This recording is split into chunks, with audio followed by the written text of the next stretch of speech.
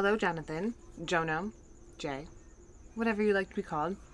I know you're not picky, but I like to give everybody all of their names. So thank you so much for waiting for your video. I'm really excited to finally get into it. My haggard appearance is not because I'm sick, it's because I didn't wear makeup. You men always ask that to ladies because normally I look way cuter. But this is just me now. This is me now. Anyway, that doesn't matter. Let's get into your stuff. So you were born August 2nd, 1999. Let me make sure this is right. Yes. Sydney, Australia at 4:04 p.m. This gives you a Capricorn ascendant, your sun in Leo, and your moon in Aries. Look at you, fireman. Okay. Fireman with an earth rising. You are grounded at the front, but underneath all fire. Actually, I'm going to go into that for a second. Your amount of fire, moon, sun, north node, and then your air, you don't have air except for I'm seeing your earth is Saturn, Jupiter, Venus, ascendant, tons of earth, water, Mars, Mercury. Okay, there's an unstable element to your chart with the elements in general. That's like the first thing I'm seeing. So I'm going to tell you something about like living for you is a little bit more difficult for you than for other people.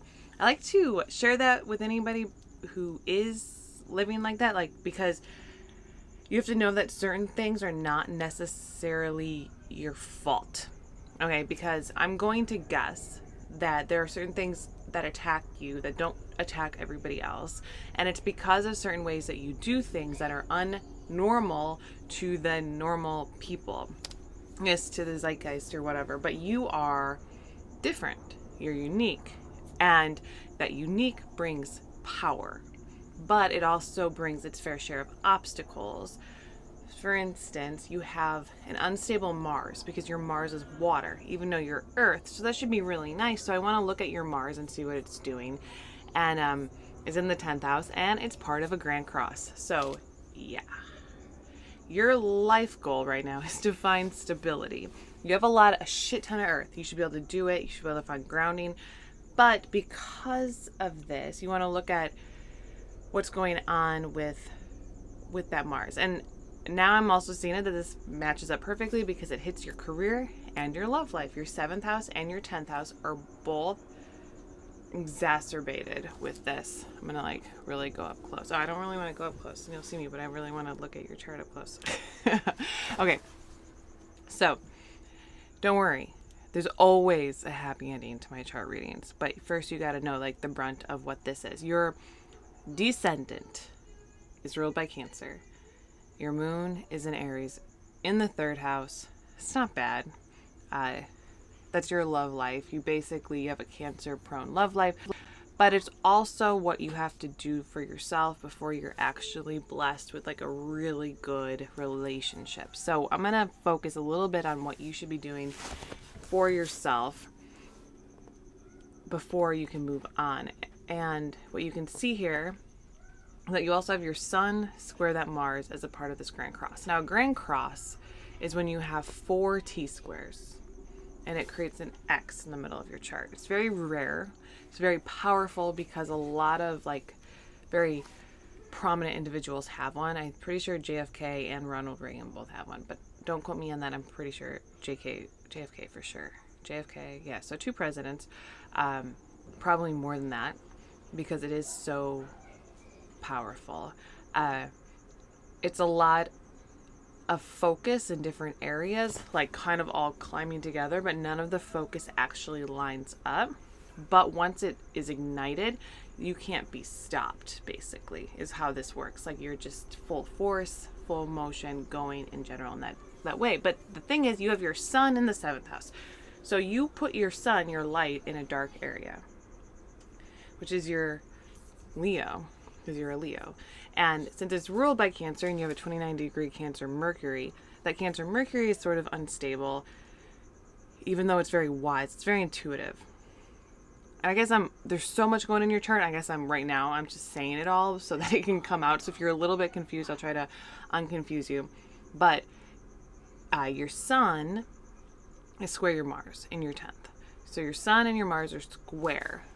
this causes like fiery, igniting a lot of challenges, a lot of passion, a lot of, it can be a lot of fun, but it can also be a huge challenge in your life trying to overcome this, especially with the Mars in water, in Scorpio. So your Mars is Scorpio, putting itself out there, and your Sun in Leo in the 7th, being hidden next to your North Node.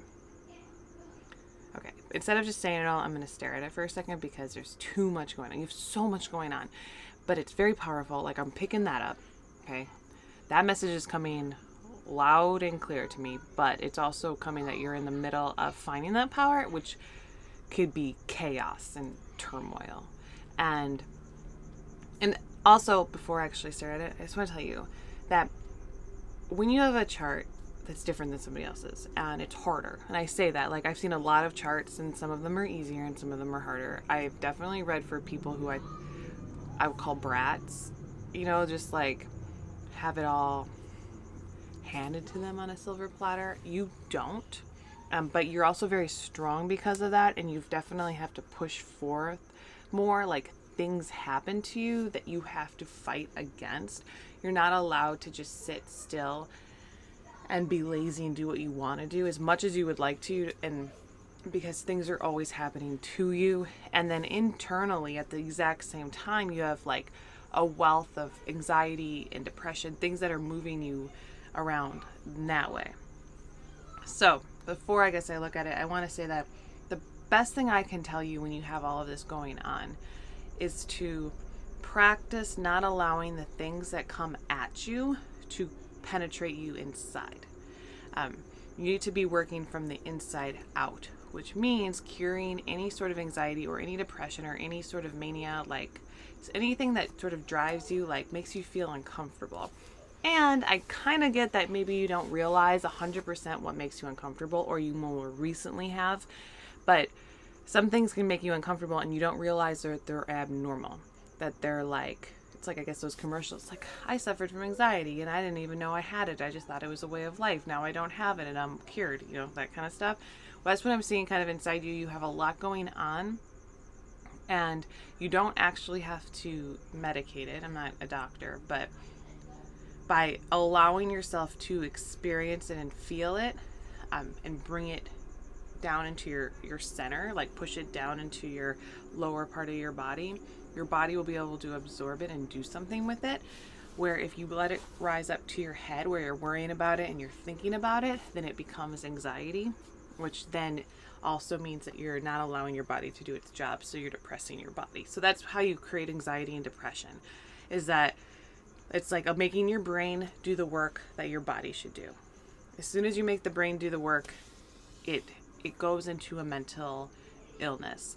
But your body does it and it's perfect. Why? Because your body has a lot of natural healing powers. And we like to cut that off, because what we do when we take drugs for anything, I know I'm like on a drug rant and I'm not even sure that this is 100% you, but I just, whatever. It cuts off communication, you know, in your synapses and stuff from your head to your body. So since it cuts off that communication, what we think what's happening is that our brain now isn't feeling the pain.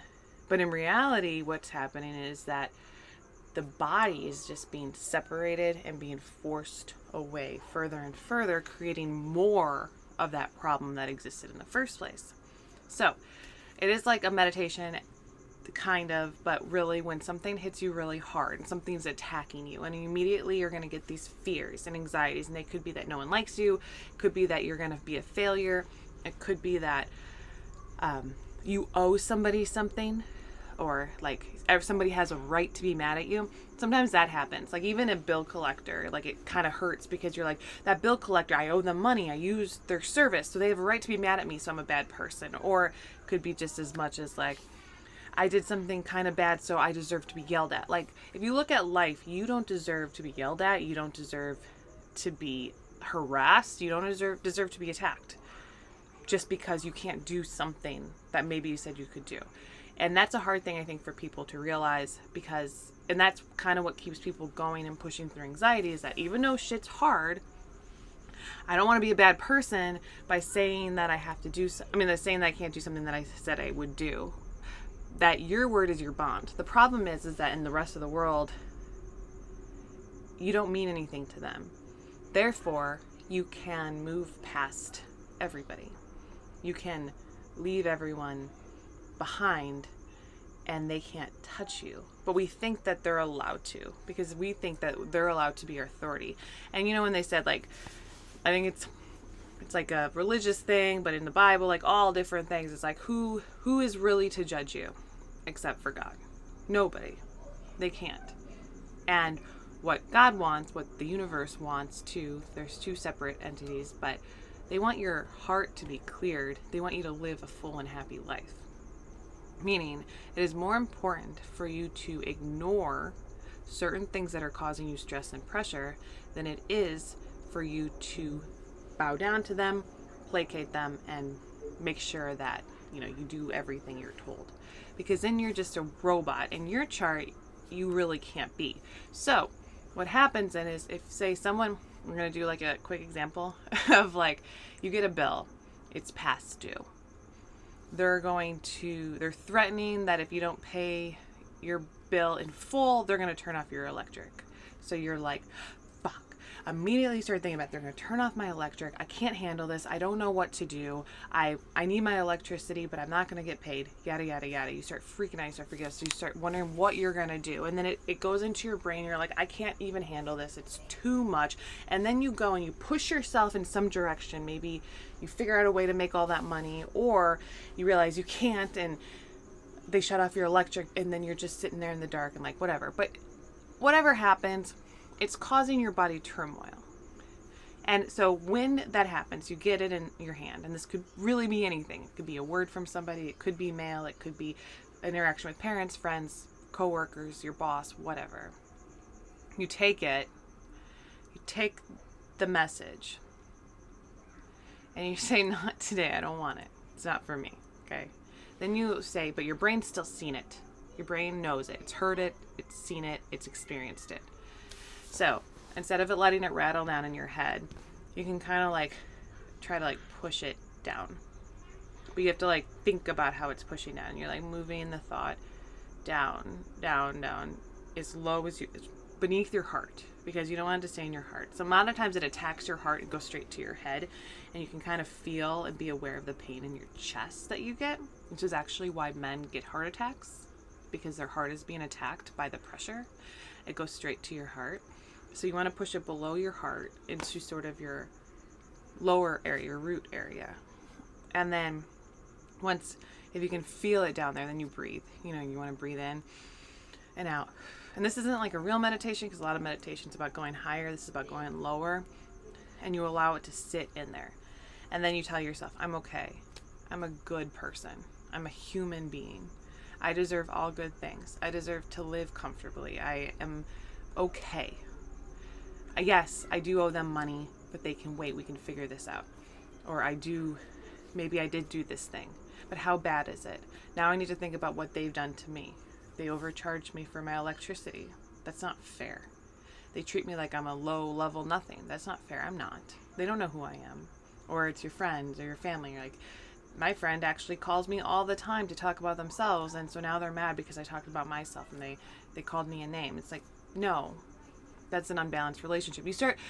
Your brain now, basically, it's cleared up to think rationally and logically about what's happening, because you pushed the stress and trauma below into your body, which absorbs it. Then you probably want to drink a lot of water, breathe a lot, maybe go for a walk and get it out, and then it no longer bothers you. That was a lot. How long did I spend on that? Like 10 minutes? I think this is the biggest thing that I need you to know in your chart, is because otherwise your entire Grand Cross is going to rule your life. You're going to be zipping from thing to thing to thing to thing to thing, or you're going to be passed out and not be able to do anything, and your life is going to crumble around you. And I don't want any of that to happen to you. I want you to be able to handle everything. And then you do one thing at a time. For instance, you say, okay, so it's all done. The anxiety's gone. What can I do? I'm going to call the electric company and see if there's anything they can do. Normally there is. And then all of a sudden, Good thing you didn't worry about that because it's taken care of. They're going to give you a payment plan. It's no big deal. Or you're like, I need to cut that friend out of my life. So you're like, you know what? I don't care what they said to me. They're a bad friend. Cut them out of my life. Oh, I didn't make my parents proud. I don't give a fuck. Doesn't really matter to me. Anyway, all of that will help you a lot. So now let's look into your love life and your career and focus in on that. Your love life is dependent on you finding yourself. And it's going to be a while for you to find yourself because your North Node is there, and that is your true happiness and your destiny. And you have your Mars square your nodes in the 10th. So before you can even find your full self, you have to find your career and your passion. So love life is second, career is first in your life. Okay? Always remember that, which actually suits you really well because you're a Capricorn ascendant. Capricorn desires to build something of worth before he gives it to whom he loves, right? So that, knowing that should maybe make your life a little bit easier just to know what to focus on. But we look at your 10th house, it's ruled by Venus. Venus is in the 8th. You have a lot of power and interesting things because there is a finger of God pointing at your Venus from Neptune and the moon to Venus in the 8th, which is a ruler of your 10th. So there's something going on with something you were purposefully made for in your career. When you're purposefully made for something, that means like you're kind of handpicked. Like you're almost what you could say there's a part of you that doesn't have total free will. People will get into debates about free will because your astrology will show you things. But with astrology, you can go a few ways. And I figured these out. You know, you can go the route of fear. You can go the route of love. You can go the route of consciousness. But when you have a finger of God, a yod, it's like an arrow pointing. You have to complete a mission. That takes away part of your free will. And this is pointing at the ruler of your career. So it tells me you are given something that has to be put out into the world. So anytime you are confused about your career, it's because you're trying to find this. Like you can't stop until you find it. No one's going to let you, the universe isn't going to let you stop. You're like, oh yeah, you don't have to do this. No, you're put on here for a reason. And your reason is first house, Neptune, third house, Aries, moon, fiery emotion, Neptune, first house, yourself, what everyone thinks of you. Okay, there's something that you are completely on your own, who you're made to be. And this is going to cause you to have to disconnect from your family. And what I mean by that is that there might be a control of emotions that your family, your mother most likely, but it could be your father or anyone in your family, even your grandparents, that they are holding you back in some way by telling you that you are somebody that you're not. Until you understand that they are telling you you're someone that you're not, you can't figure out what this is about you. So you have a lot of self-finding here. You got to find yourself before you have a relationship, and you got to have a career before you find yourself. But then at the same time, you've got to find a part of yourself before you have a career. So where is this going? Two different parts of you.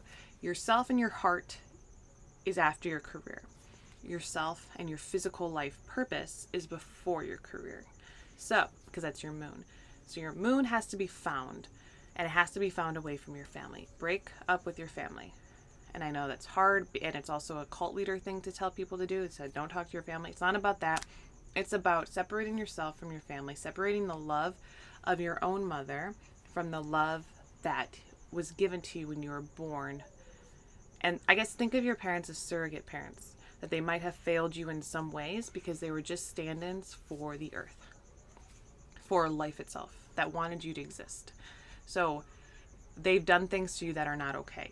And you don't have to love them for those things. And if you look at life too, when you're, trying to find your way, we always think, okay, my parents, like, I love them, I hate them, but I take the good in with the bad.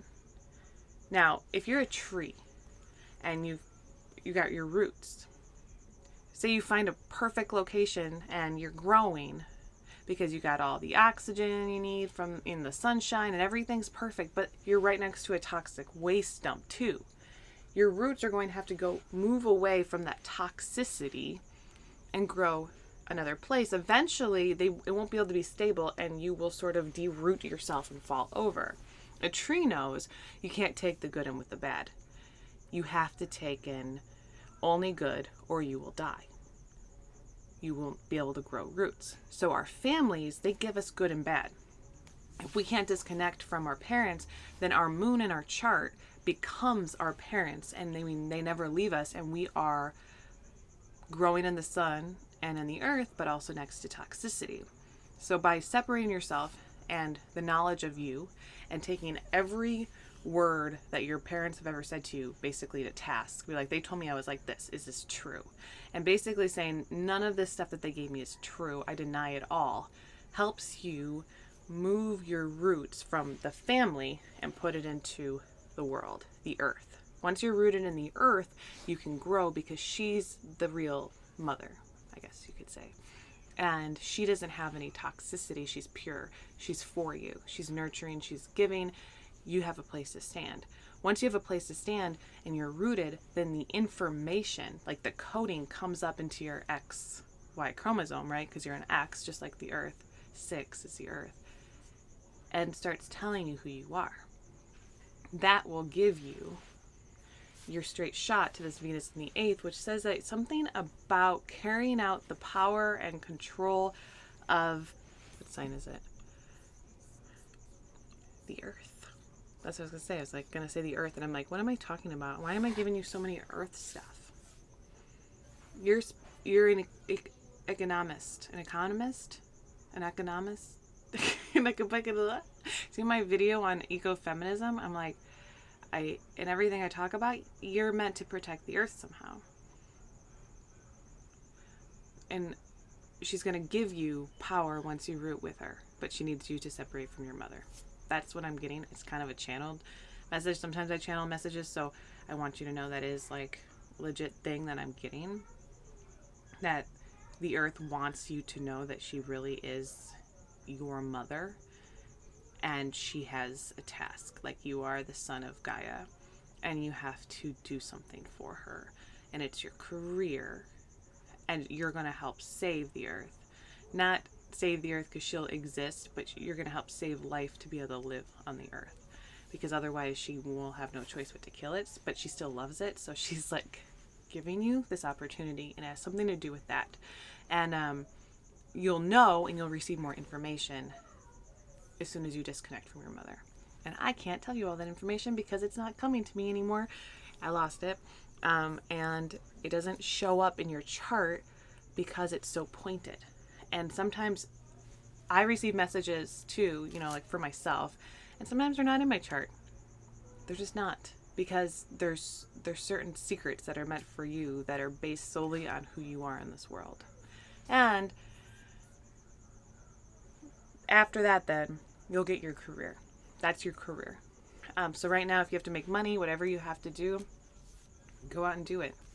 Put your passion and energy to it, but at the same time, utilize your body. And actually, now I'm sort of getting why I spent so long telling you how to deal with anxiety, is because your body is connected to Gaia, right? So we give it back to her. That's why we push it through, and we just like get rid of it.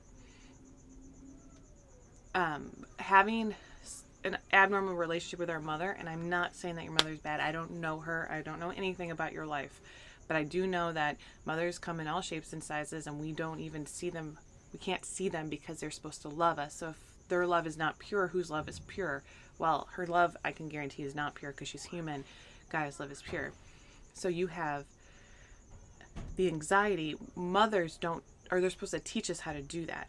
And the way that they teach us is by being our sounding board. So when we're crying as a baby and our brains are going crazy, like, this is scary, I don't like this, I'm hungry, I need to be nurtured, I'm afraid, I'm cold, whatever it is, I'm tired, they scream. And mothers figure it out and take on the anxiety and clear it for them.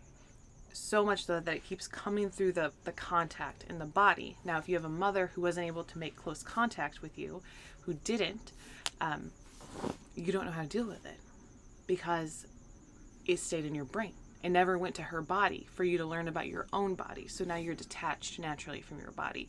And so doing this will help you attach to your body, which will then be able to root in Gaia. And then also, while you're probably doing this, you're going to realize certain things about your mother. And it's all connected and it's all very important.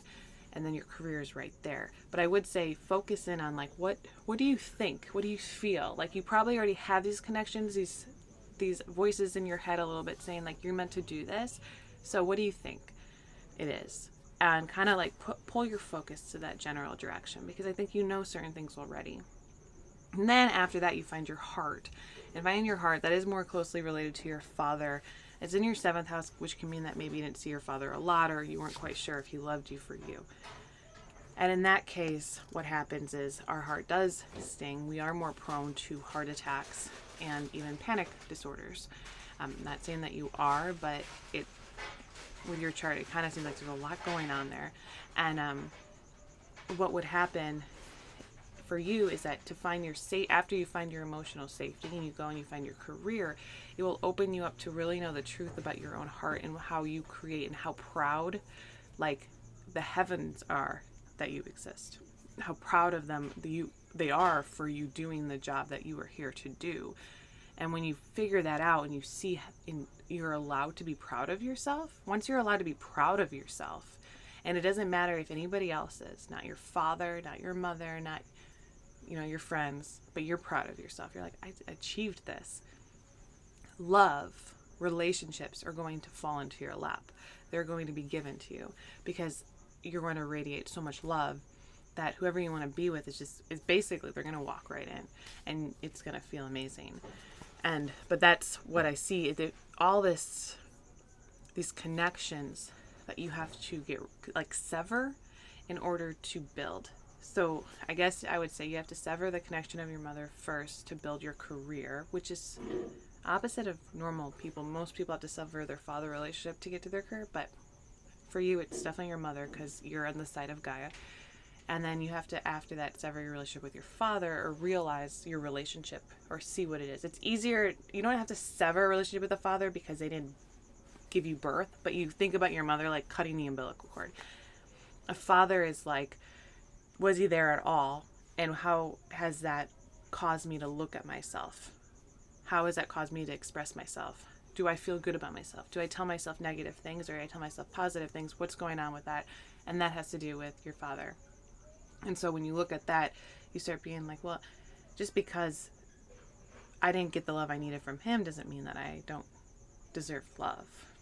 And once you heal that in yourself, you won't be looking for it in someone else. And then that's when they come in and they kind of like swoop you up and love you. So I wanted to give you like more specifics in this, but this is what I came out with when I saw your chart. So I hope that it answered a lot of your questions, and I will talk to you later, Jonathan. Jono. Bye.